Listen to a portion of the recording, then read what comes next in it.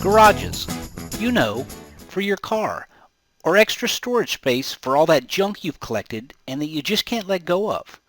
So let me ask you, do you know what size garage you need? And to help answer that question, I have Chris McDonald from Garages on the phone with us today. Chris, how you doing today? I'm doing great, Ken. How are you doing?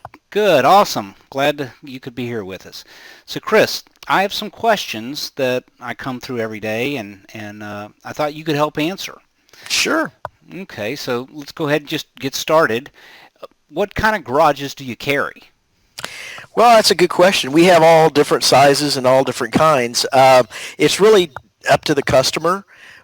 We do everything starting from a little 12 by 12 to something bigger, as big as a triple wide that's enclosed on all sides. Basically, the way we define a garage is anything that has four walls and some roll-up doors, and that's where you park your vehicles, your ATVs, your RVs, your utility trailers, anything of that sort. There's three different roof types. You've got your regular style, which has a more rounded look to it. The eave actually kind of rolls over the top of the leg about 6 or 8 inches. Then we have the boxed eave, which is a style where it's looks more like a house. It's got an overhang on it about 6 inches on each side. And then you have our vertical roof, which is the exact same profile as the boxed eave, but the difference is that the panels run from the peak to the eave, so they're running vertically. And that's one of my favorites, and I'll tell you why, is because it allows all that water and debris to roll off so it doesn't hang up there on the ribs. And the other thing that I like about it is that it has additional strength to it because it's got 4 hip channels, primarily to allow somebody to be able to screw those panels into gives it something to hold on to, but it also strengthens the structure. So what sizes do you carry? We start out with like a 12 by 21. Of course, it can be smaller than that. That's just where the beginning price is. And then it works up from there. You go to a triple wide carport garage, or even bigger than that. Just really, it's all up to the customer. How long have you been providing garages for the area? We've been around since 2003. Okay, so You've done this for quite a long time. You obviously know what you're doing. Yeah, it's been a while. It's been an educational journey, and the one thing that I pride myself on and our people on is that we do educate ourselves so that we're able to educate the customer. Okay, fantastic. And what kind of things over the years have you seen, garages being used for? Just about everything. Of course, as a garage for your car. I've had somebody just the other day who has a limo service who he parks all of his limos in there. He got one that was 36 feet wide and it was over 60 feet long, and he uses it to park all of his limousines in it. You can park just about anything, as I mentioned earlier: ATVs, utility vehicles.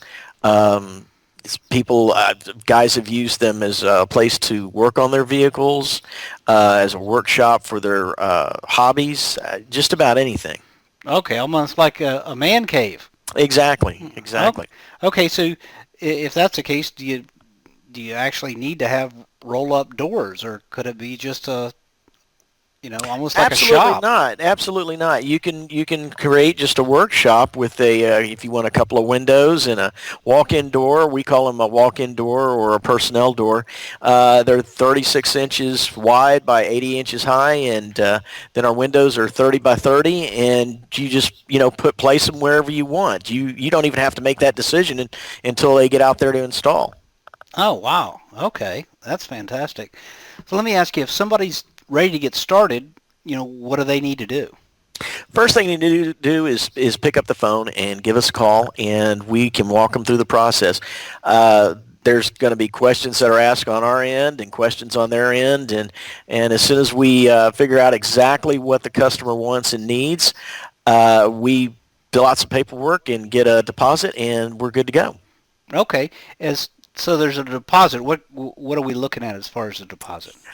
The deposit is usually 10% down. If it's over $2,500 on the entire building, then it's going to be 12%. But it's a minimal cost at the beginning, and then it takes about anywhere from 2 to 4 weeks to get the building in, depending on several circumstances. But once it gets delivered, it's set up that day, and then they just pay the installers the difference after they're satisfied that it's been done right.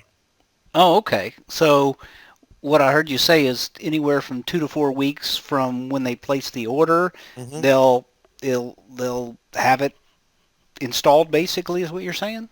Oh yeah, that day. Okay, and then at that point is they pay the balance. So they Right. don't. Okay, well, fantastic. That sounds great. All right, well, that's all I have today. I appreciate your time. I think that's helped a lot of people. Questions that come in that I see all the time. I appreciate your time, and I'm sure we'll be talking to you again soon. Thanks a lot, Ken. Good to talk to you. Take care. Bye-bye. All right, bye.